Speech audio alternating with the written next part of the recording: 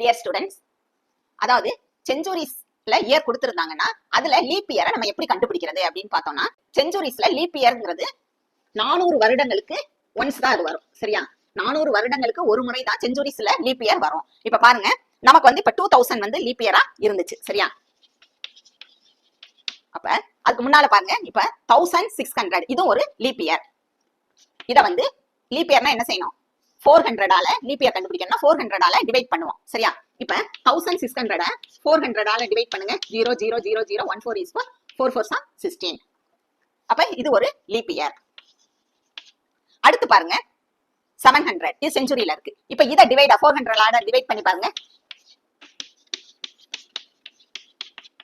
14 is 4. இது வந்து 4 4s are 16 divide ஆகாது. 17 வந்து 4ல வந்து எக்ஸாக்ட்டா வந்து டிவைட் ஆகாது. அப்ப இது லீப் இயர் இல்ல.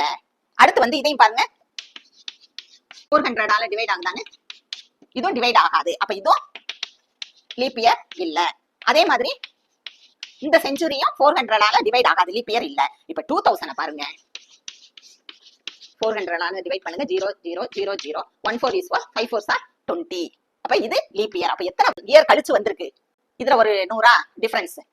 இங்க ஒரு 100, இங்க ஒரு 100, இங்க ஒரு 100, இங்க ஒரு 100. அப்ப 400 வருடம், 1600 வந்து நமக்கு லீப் இயரா இருந்திருக்கு. அடுத்து வந்து 2000 லீப் இயரா இருக்கும். இனி வர்றது 2400 தான் நமக்கு லீப் இயரா வரும். 400 டிவைட் பண்ணுங்க. 00014 is 4 6 4s are 24. அப்ப இனி வந்து ஒரு 400 வருஷம் கழிச்சு தான் நமக்கு என்ன வரும்? இந்த செஞ்சுரிஸ் லீப் இயர்ஸ் வரும். தேங்க்ஸ் ஃபார் வாட்சிங் ஸ்டூடெண்ட்ஸ்.